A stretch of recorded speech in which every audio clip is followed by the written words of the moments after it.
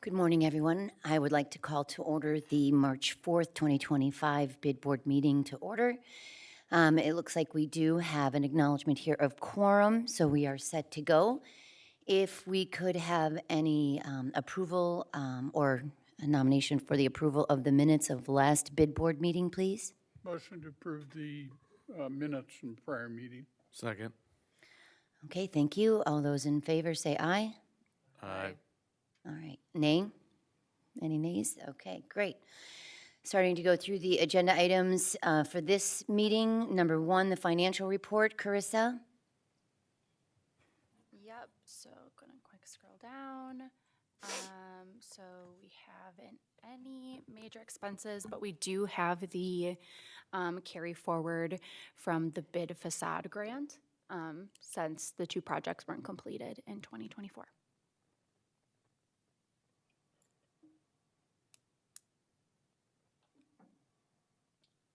Motion to approve. Second. Okay, any comments? Thoughts?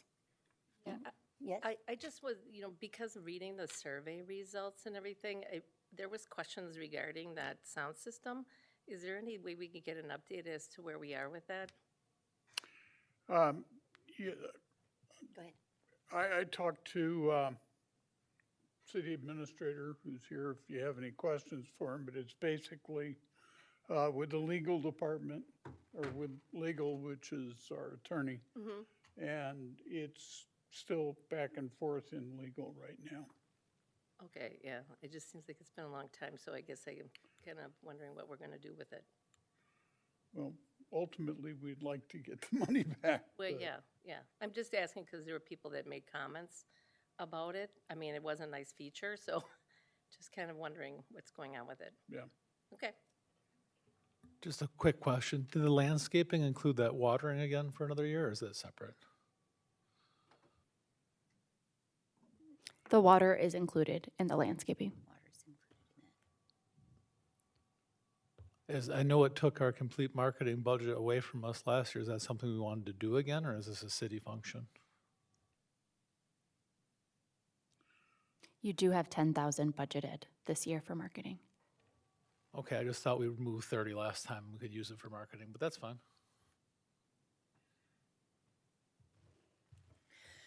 Those are all items that are going to be discussed at some point, Jeremy. Yep, because we all kind of have the same thoughts on that, but thank you. Okay, any other comments on the financial report? If not, I think we've had a motion. We get a second? Yep. Second. Okay, all those in favor say aye. Aye. Opposed? Okay, thank you. And I'm just got to move back up.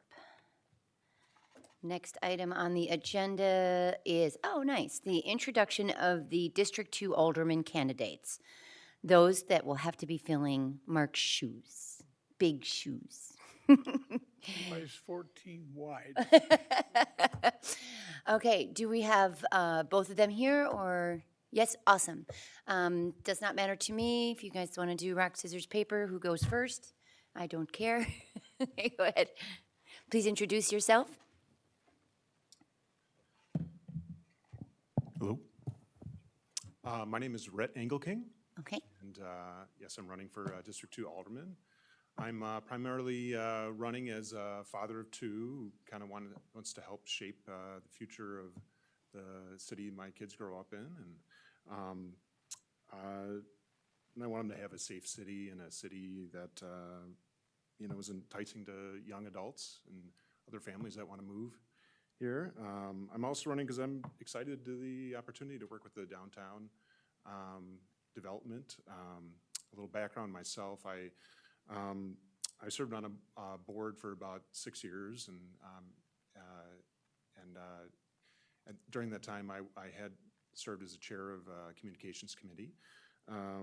I've also worked in the restaurant business all through college as a cook and a server and a host, never a bartender, but I've also worked in retail for a long time. Post-college I worked and was the assistant regional manager of a calendar and board game company. Nothing super, but we did have high sales. actually the highest sales of a similar kiosk in the country. And other than that, I wish I could say I have a big community or background in financial advising. I know there's a lot of representatives there, but I can say I married into a family of financial advisors, and it's often a topic of conversation. But other than that, as I said, I'm excited to see what the next chapter is with all the development and downtown businesses, all the reconstruction. I'm excited to see all the new businesses that moved in. You know, I guess we now have a bakery downtown, it's coming. That's kind of exciting. Other than that, I'm open to any questions or whatnot that the board might have. Anybody have any questions for Brett? No?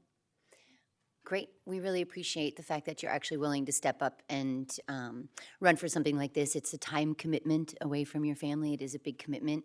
So anybody willing to do that, we know they have a vested interest in the downtown. So thank you. We appreciate you coming today. I also have a very supportive wife. It's in the record, so yes. Thank you. Good morning. Good morning. I'm Mike Hartwell. Some of you know me. I've been in the community for about 38 years now. I worked for the city of West Bend as a police officer for 28 years, retiring back in 2015 as a lieutenant. Over those years, I've been involved in a number of, more than I can probably count, committees, boards, different things. I currently serve on the board out at the Senior Activity Center.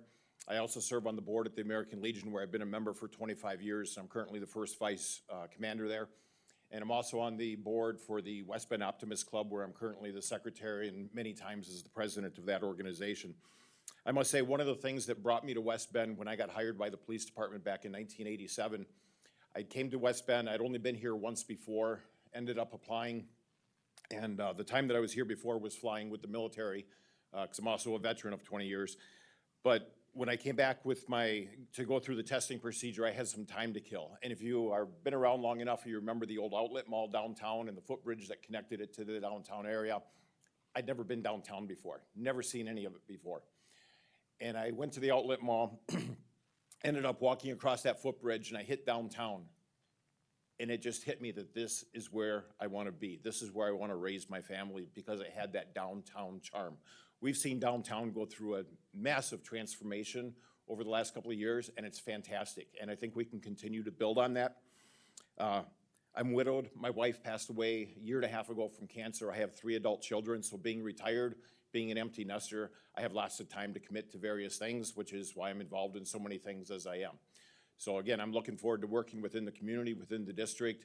Some people have questioned, you know, do we need another former city employee on the city council? And I answer it with this. It brings experience to the city council to learn from some of the mistakes of the past to make sure that we don't make them again in the future. Where if you don't have that experience, that longevity within West Bend or with working with the city, you don't have those experiences to draw on, and I do. So I'm looking forward to it, and I'll take any questions that you may have. Any questions for Mike? I guess not at this time. Awesome. Well, appreciate you coming again this morning. Yep, means a lot to us. Thank you. All right, great. Okay, moving on to number 3, the loading docks and parking spaces. Max, welcome. Good morning. Good morning, thank you. So I had received an email from Carissa with several questions following the reconstruction of downtown. And the first question was regarding the areas that are painted with hatch in the parking areas. And I prepared a PDF file. I don't know if it's on the screen now, showing the parking downtown. So it's like two drawings because it's kind of long, and I couldn't show the entire thing on one. It would have been too small. But pretty much I identified those hatched areas throughout the entire downtown on this drawing. I didn't do anything.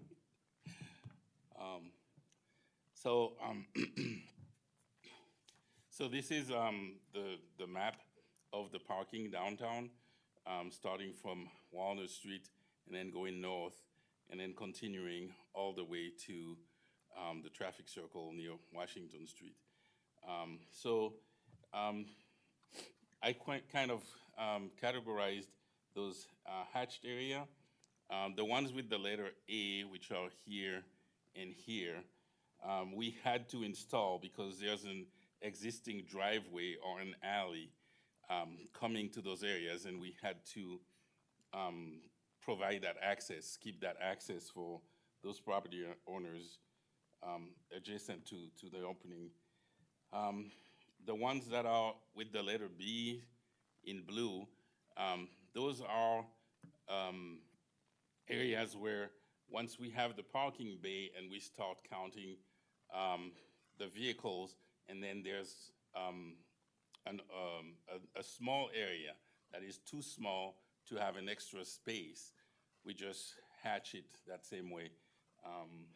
So those are the ones that have the letter B next to them. The ones with the letter C are, and you can see it in pink, it's to be compliant with the state statute. State Statute 346.53 that prohibits parking within 15 feet of the near edge of a crosswalk. So we have 9 locations like that where we do have a crosswalk, and in order for vehicles not to back up into a pedestrian trying to cross, we have to provide that 15 feet clearance. And that's why in those areas, we do have that hatch area to protect the pedestrians from the vehicles. And then finally, the ones with the letter D in green is hatch areas that are required to accompany an ADA accessible stall.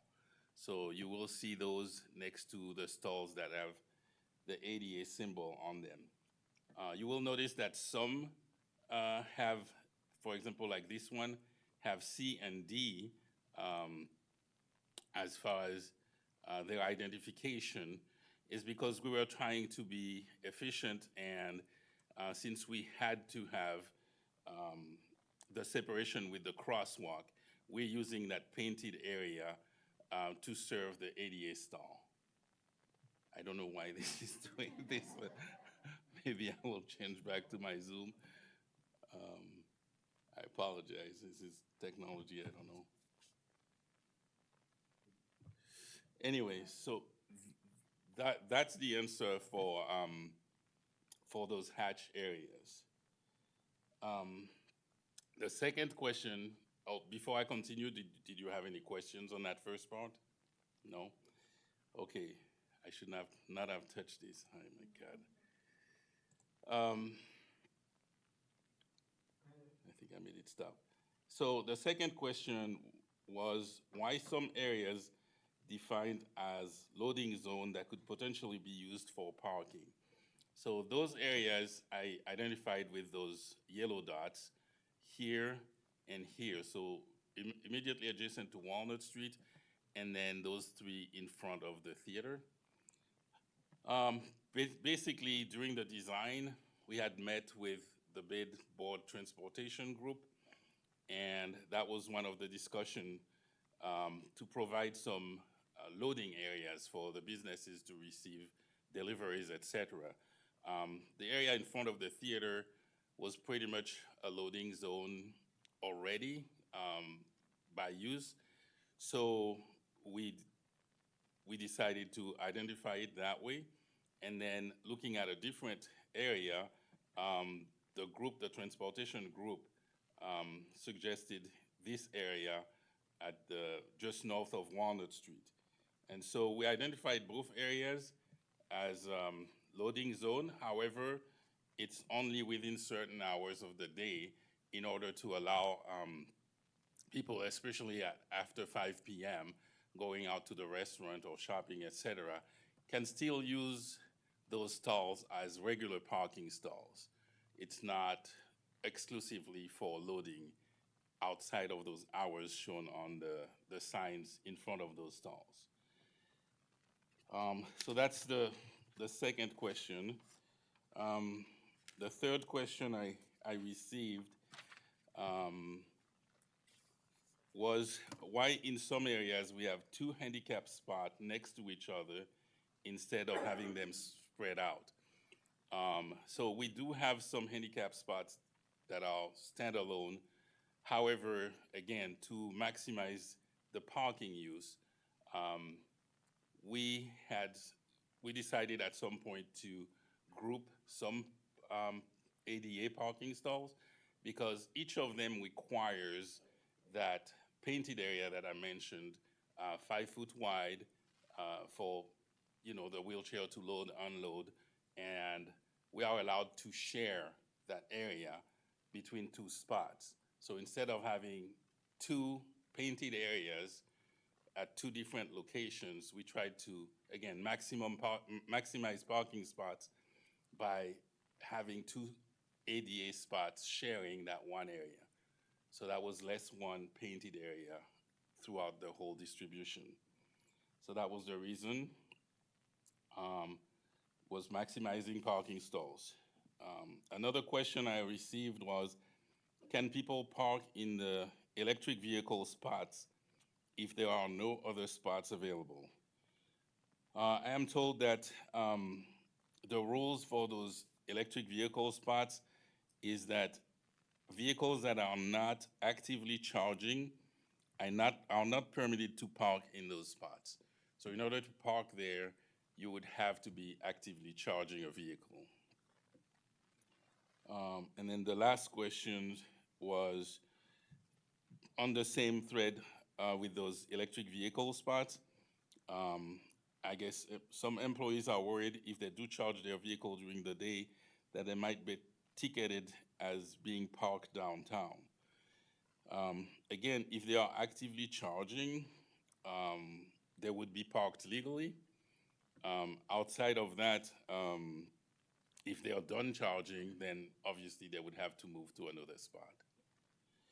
So those are the questions I had received, and I guess if you have any additional questions, I'm happy to answer them. When we were originally looking to redo the whole downtown, I thought that there was talk that it was, the way it was going to be redesigned is that it would have increased the parking spots by around 30. Is that where we ended up? Do you know? I do not know, but I believe we're probably a little lower than that because of those spots near the crosswalks where we did have to, there's probably 4 where we did have to eliminate those spots. There's enough room for a vehicle to park, but we have to provide that minimum clearance between the parking stall and the crosswalk. So I believe we probably lost four of those. I didn't do a count compared to the original estimate, but we should be close, I believe. I believe at the end of construction, we were pretty close to our target of between 35 and 40. I don't remember the exact number, but I think it was like 36. Including? No, not including the carve-outs. That was something that was, I believe, brought to the Traffic Safety Commission. But that was sort of a surprise, but I don't think lost more than 2 or 3 slots.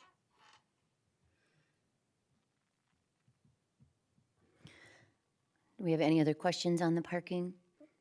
Yes? Yeah, Max, would it be possible to get copies of the questions that came to you as well as this parking map furnished to the bid board? Yes, I have, I copied and pasted the questions in a Word document, so I will email that to you. I have the questions and my answers in there.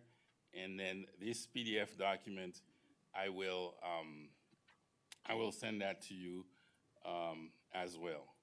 And if you want to, when you get the document, everywhere where there's a letter, like this letter B here, if you click on it, it should open the website to the Google Street View that shows you exactly where that hatch area is. So when you get the PDF, you'll be able to jump to the Google Street View of the area as well. I'll also add it into the Yeah, recap email so that anyone that's on our email list can also see the map. that would be fine. Thank you. Any other questions for Max? Okay, awesome. Well, thank you for taking the time to explain that to us today, Max. Thank you for having Thank you. me. Okay, getting back up to the agenda. Hold on just a second, please. Okay, thank you. Number 4, the 2025 hanging baskets, the Bemis Upland Spring Floral LLC. Yep, so we ended up going with Bemis. They were slightly cheaper than Shady Lane. So our contract is pretty much exactly the same as last year, just making sure that we have fertilizer added this year. When do they start hanging?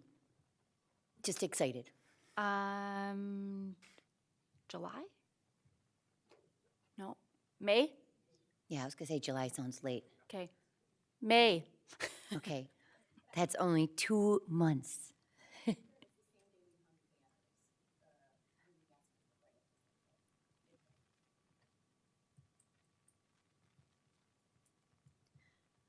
Okay, all right, and then number 5, the downtown maintenance plan. Who's reporting on that? John. You got nominated. Good morning, John. Good morning. We've been working with the Parks Department to put together a maintenance plan for downtown that actually went out for contractors to actually bid on. So I think it's been out for about a week and a couple days. We have gotten a lot of interest, so that's good. So I think we should be able to get competitive bids.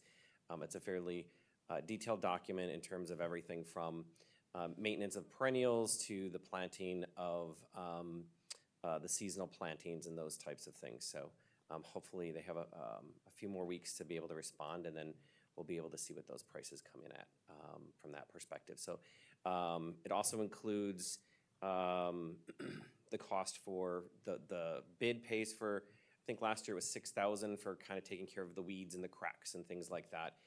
So some of it is maintenance that's on the city, some of it would be from the bid perspective. So hopefully that competitive bid will maybe get that $6,000 a little bit lower too from that perspective. So,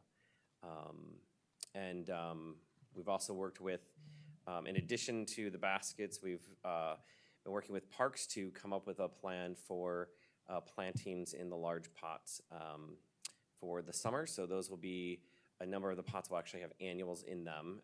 The ones that have perennials will remain. And then mums in the fall. The Bemis will provide the annuals for the summer. Shady Lane Greenhouse did the mums last year, and they had the best quote for the mums. And then we'll do the winter greens again next November. And working with that contractor to get pricing for that. Wonderful. Anybody have any questions for John on that? Okay, thanks, John. Yep. All right, number 6, roots and branches request.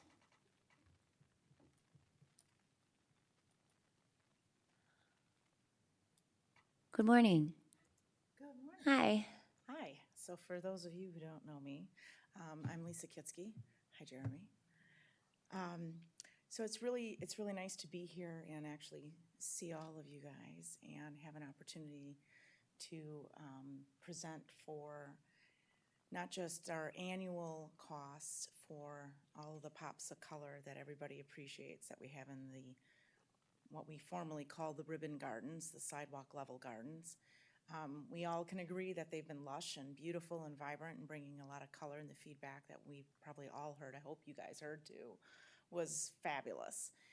So this year we have submitted our order to Bemis as well for our annual plants, and those came in at $971.50. In addition to that, our goal is so that we are not having a continual expense annually for those plants is to supplement those gardens with at least like some of the larger ones in the interior, like the north end of Old Settlers. There's that larger plot on the northwest corner, kind of. So perhaps putting in some larger perennials. We had supplemented a few in the circle garden on the north end last year and put in some hydrangeas and things like that. So those perennials, certainly give them a few years to get established, but hopefully the upfront cost of buying a few additional perennial plants will alleviate the annual cost that we would need to continually buy year after year. So in addition to the $971.50, we are seeking an additional $500 so that we can supplement with some hydrangeas and some other perennials for some of those larger gardens, so that every year we're not just buying annuals again and again and again. We also might have, which I hope we don't, but just like you, Peggy, I'm very anxious for spring to come so I can see if we have die-off. Hopefully not. But every year it's kind of a gamble, whether it's the canna bulbs or whatever in the north garden, there's a lot that's not just annuals, not just zinnias. So we may have to do some replacing there. So that's what I have for you. Thank you kindly. Any questions? All right, great. Thanks, Lisa. Appreciate your time. Okay. Did we want to make any motion on what she's asking for at this point from our budget? Anybody have any thoughts, questions? Mm-hmm. Yep. You want to make a motion? The request is for The 971 plus- $971.50 plus an additional $500, which would make it $1471.50. Working without a Yeah. So moved. So motion to approve that amount? Second. Okay, all those in favor for approving the, I'm sorry, Carissa, how much? 1471. $1471.50. 1471.50 for roots and branches. All in favor, say aye. Aye. Opposed? Motion carries. Thank you so much. Thanks, Lisa. Okay, the upcoming meeting schedule. After last meeting, Paul had brought to my attention that maybe we would have a little bit better of a turnout, and also sometimes our meetings here for the bid board, we end up skipping some meetings anyway because there's not a lot on the agenda. So I did verify with Jay in the city that it would be okay if as a board we decided to meet every other month instead of every month. But I needed to propose that to the board on what your thoughts were on that. That way perhaps we would make sure that we'd have again, that would be 6 meetings that all of the board members would be required to attend rather than 12. And it seems as though there's, 2 or 3 times at least throughout the year that we end up skipping a meeting anyway because there's just not enough on the agenda. But I would like to, I think it's a great idea, but I would like to run that by if the board members have any thoughts on that. Jane? You're fine? Jeremy? Tracy? Okay. I don't have a problem with that bi-monthly pace, but there's been a lot of times when we have something come up at one meeting, really need to take care of it, after the Within the staff has timeframe. looked at it. So waiting 2 months, I would favor maintain the scheduled meetings and pace and base it on the agenda. If you have work, if we have things that need to happen, let's go ahead and do them. And if we don't, then let's go ahead and cancel the meeting. Yes, Paul? I think that's certainly an option. I think you take a look back at also our year, December, January, and not a lot going on. Maybe you don't have to worry about that. Busier times in the spring, of course. Summer slows down again, and then it picks back up in the fall. So you could actually schedule it around that rhythm versus every other month. So if you want 6 meetings or 8 meetings, whatever the number is, you can plan for that because like spring and fall are typically busier for this board than Yeah. say I think that's a great idea. holidays or the summer. Right, where we have to make decisions based on timely things. Yep. I'm good with that as well. That's kind of a nice way to look at it, is base it on what the agenda might be. Do we need a meeting this month or not? Okay. Correct, correct.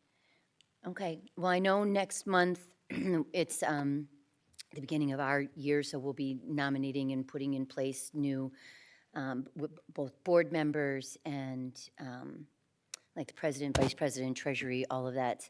So next month, we would have to do it, and then I guess at that point, we could decide for what would be on the agenda if we needed to meet the following month or not. Sound good?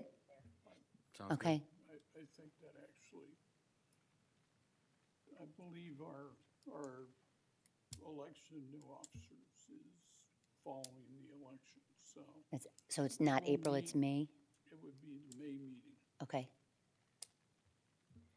Okay, Which would make sense, right? yeah, February, March, March, April, April, May. May. Typically busy for us, and then by August. So do you want to have an April meeting? Well, I guess that just depends on, we'll have to wait until we see what is anything on the agenda for the next meeting. I know I don't have anything. Does anybody else have anything? I guess let's just wait, because that's one of the last things we always discuss, is agenda items for the next meeting. So we'll just finish this up. One thing to keep in mind is our bid meeting would be the same day as the election, the 1st of April, which would require either, slipping it a week, which we've done, Right. or moving to another location, which has proven somewhat problematic. Always in the problematic, past. yeah. Oh. I'm okay waiting till May, if everybody else is. Sounds fine. Okay. Tracy, you good? Yep. Okay. All right, I don't know, do we need to put that as a formal thing? Does somebody want to make a motion to move the April meeting to May? I We need to? I think we can Handle handle that? that as Okay. just a canceled Awesome, meeting. all right. Okay, great. Then moving on, Carissa, number 8, resignation of Carissa, discussion on the transition plan. So my last day is March 5th, tomorrow. So in the meantime, John Fellows, as well as his team, will help facilitate the bid meeting until someone else is on board. Well, we certainly thank you for all the time and efforts that you've put into this board. We wish you the best of luck in whatever new endeavor you are about to, go on. So thank you again very much for your time. Thank you. Thanks. All good. Noelle and Leona. Noelle from the Downtown West Bend Association and Leona from the Bend. Ladies, welcome. Good morning. Thank you for coming in this morning. We always welcome you if you want to give us any updates on what's going on. Yes, thank you, everyone. Great to see all of you. This is a busy planning season for the Downtown West Bend Association. So we have about 6 different events that we're planning, all with different time frames. But I'll just quickly go through them just so you can, again, get a sense for all the exciting things that are going to be coming to downtown very soon. In the spring and April, we have a couple of fun events. We have Spring Bling, which is a shopping event. There's going to be 18 participating retail shops. It's charm bracelet themed this year. So that's going to be on Saturday, April 5th from 10 a.m. to 5 p.m. People can get a bracelet and walk around, put different charms on them as they go around. So those are always wonderful events to bring people downtown. We like to incorporate our bars and restaurants in those events too, to get people again, contributing to the economy downtown that way. The Spring Wine Walk is the following Saturday on April 12th. It's going to be totally 80s themed, so looking forward to that from 3 to 7. There's 20 stops, 20 different locations. And again, bars and restaurants, we like to get them involved if they have any specials that they want to have for our Wine Walk participants. Then moving forward into May, May is a very busy time, and on May 3rd is our Art Walk event. So we're rebranding it a little bit to call it the Premiere and Auction. We're going to be premiering our 2025 banners. We have about 43 talented artists that are painting banners right now. Last year we had 35, so that's an increase. And we do look for different businesses and individuals to help sponsor those banners at $100 a piece, which would mean that the business of the individual, again, Many of you sitting here have sponsored banners.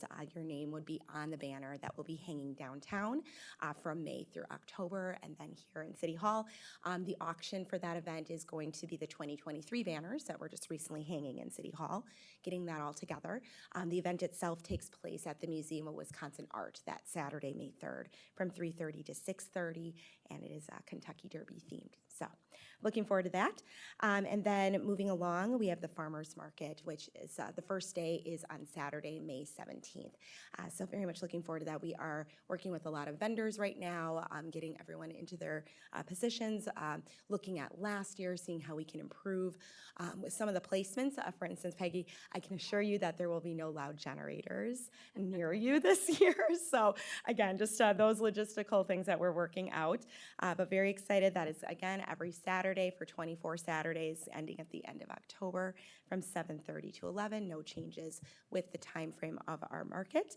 Yeah, we can go for a four-peat this year to be the #1 voted in Wisconsin. And then moving forward, Leona, we're both going to talk a little bit on this, and she's got a lot to talk about for the Bend, but we are really excited to partner with the Bend Theater again this year for the block parties. So Music on Main is coming back, of course. We are celebrating 20 years of Music on Main this year, very exciting. And for the first and the last, just like last year, partnering very closely with the Bend to make these huge block parties happen again. So May 29th is the first one. The last one will be September 4th. And then the 12 Thursdays in between will be back at Old Settlers Park. We are currently, we've been talking to Mike from Parks and Rec. Obviously, we know our gazebo is gone as we enter this busy season. So we're looking for some sort of temporary canopy type of structure that we can keep up for the summer. That's just going to have to be the best route, but we'll stay in touch with the city as we move forward with a decision on a design and how it will be placed where the gazebo was. But just something that's going to be there. But yeah, really excited. The Bend and I have been working, Leona and I, closely too on getting some sponsors, changing up the sponsor structure for the block parties too in recognition. So they got the bands all lined up for the block parties as well. So looking forward to it. Same layout for the block parties as last year with those 3 blocks closed. And then the last thing I'll mention, I know I'll talk about it again at the next bid meeting that I come to, but Global Fest, our inaugural Global Fest is coming at the end of June, June 20th and 29th. We have a lot that we're working on behind the scenes for marketing right now. Really a lot in the works, and excited to bring this new event that's going to celebrate different cultures and traditions from around the world. Got all of our entertainment lined up. We have some downtown restaurants that are going to be very involved on the Saturday of the event. Think of it like an Epcot, like a little Epcot where you're doing a taste of, around the world with different countries. So excited to bring downtown restaurants and involve them in that way. And we're continuing to have meetings and, solidifying all the logistical plans. I am working also on the special events permit that I'll be sending to the city. And after extensively looking into the possible locations of this event, it is going to be in the best interest right now with where the electrical capabilities currently are without investing more money into that, to have it by the Old Settlers Park area on Main Street for that weekend. Any questions? No, but I was on the board for the Downtown Association when we started Music on Main, and it legitimately started with a couple of coolers, and a table. So the fact that, when you guys close down the street, I see people literally coming with their lawn chairs already at like 4 o'clock, and they're hanging out, and they're just excited about being there. So kudos to you guys. I cannot believe it's been 20 years. So it's amazing. Awesome. Thank you. For being part of the start of it. Good morning, everybody. Thank you for letting us give an update. I'm going to come back to the block party near the end, but the Bend has a lot of things going. We're trying to keep it seasonally appropriate, so March being the St. Patty's Day, we're trying to follow that theme. So we have coming up Classic Blast and Kilts. We have a number of other things, especially our movies. So we have Boondock Saints, we have The Godfather, we have Goodfellas, and of course for the families, we have Boss Baby, trying to keep that kind of Irish theme going. Other things we have going on, of course, we have comedy, so we have Tom Cotter coming in, and then we have an interesting off-Broadway. It's actually a one-man production, but it is, and I mentioned this last time, it is a one-man show. It is someone who is playing a comedian. So it's kind of a comedian, but it's also a play. So it's very interesting, and that one is called Jack Tucker, played by Zach Zucker, off-Broadway. Then we have, of course, a lot of other tributes. We have the current tribute that, or more the current one, the recent one that's coming up on March 14th is Respect, and it's Aretha Franklin, and that is to honor Women's History Month, because March is Women's History Month. Also coming out of Black History Month, which was last month. Then we have other tribute bands. Our big one coming up is going to be in April 4th is the Chicago tribute. And then we have a number of other originals. We have country music singer Chris Cousy coming in with Sam Ness. We have Michelle LL, who's actually out of Kewaskum, coming in. So we have a number of different opportunities. But now I'm gonna go back to the Block Party. So in working with Downtown West Bend Association, we are so happy to make that partnership again. We do have really great support from sponsors throughout the community, and we are so excited that that is happening this year. We're hoping to break our 3,500 and 5,000 attendees like we had at the two block parties last year. We're so excited to have that on May 29th and September 4th. The Bend is also doing a number of other partnership projects. Throughout May, we are bringing in opportunities for other nonprofits to be featured and partner with us for events, such as the Youth and Family Project is partnering with us to offer a movie for Mental Health Awareness Month, Inside Out, for families. We are looking to work with Shepherd of the Hills Church to bring in a movie also to open up to the religious community. We are partnering as well with Blue Lotus. We're very excited about this one. They're bringing in Robin Fleur from Milwaukee as a singer, and it's part of their fundraiser, but we're doing it as a partnership. So we're offering these opportunities. Instead of being just a rental facility, we're actually partnering with nonprofits so that we can keep some synergy going in the community and be a nonprofit that is supporting other nonprofits. So we're excited to be part of that, and we're excited to announce that to you guys today. So thank you very much for your support. Oops, there you go. Thank you, ladies. We do appreciate it. And it's awesome work that both of you guys are doing, bringing people into the downtown and supporting the community that you're in. So thank you. We appreciate it. Thank you. Right. Okay, moving on to the Bid Strategic Plan Committee. Larry is not here this morning. Carissa, were you going to say anything about the surveys, or are we just going to let it go for this morning?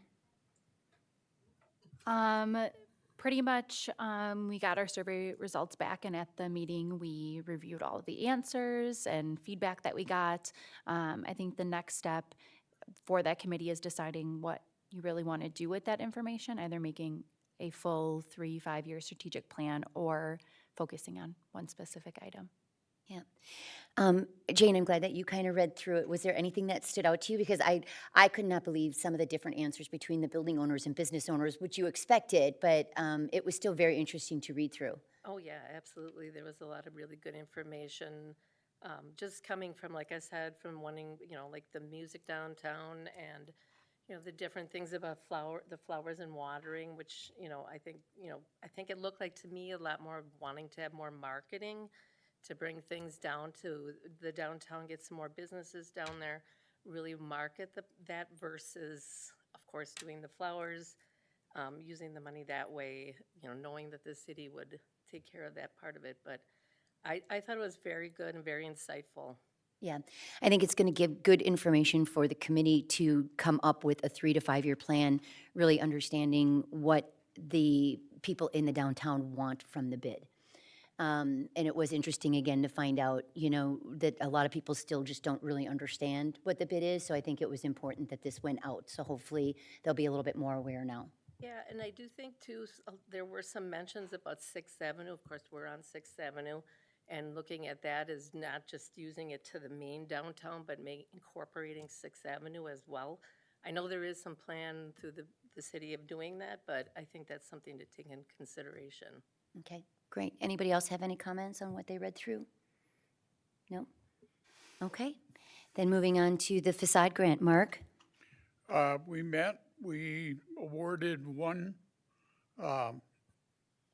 grant to Big Brothers and Big Sisters for work on the rear of their building, the river-facing side.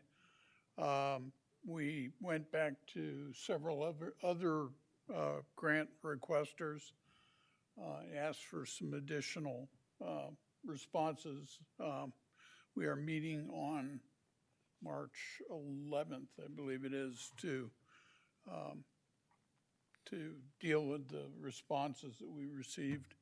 And then we issued a extension for a grant we had done last year for Mike Hussar's House of Fine Diamonds.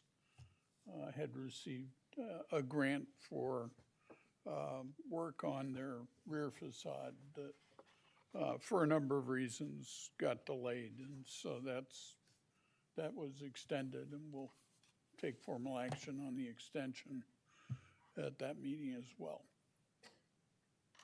Okay, great. Thank you. And I do know that I've talked to a couple of people personally that felt that the facade grant was only being issued for people that had things to do on the backs of their buildings. And I did let them know that that is not the case, that we do encourage everybody and all building owners in the bid district to apply for that, because it's important that they know that those funds are out there and we want to use them, you know, and help them finish a project. So appreciate it. Thanks for all your work on that, Mark. Okay, again, then, any agenda items for the next meeting? Or I think we've determined that we're going to meet in May, correct, instead of April? Everyone's good with that? Awesome. All right, then, if there's nothing else, if we could have a motion to adjourn? So moved. Second. Okay, all those in favor say aye. Aye. Aye. Thanks for coming today.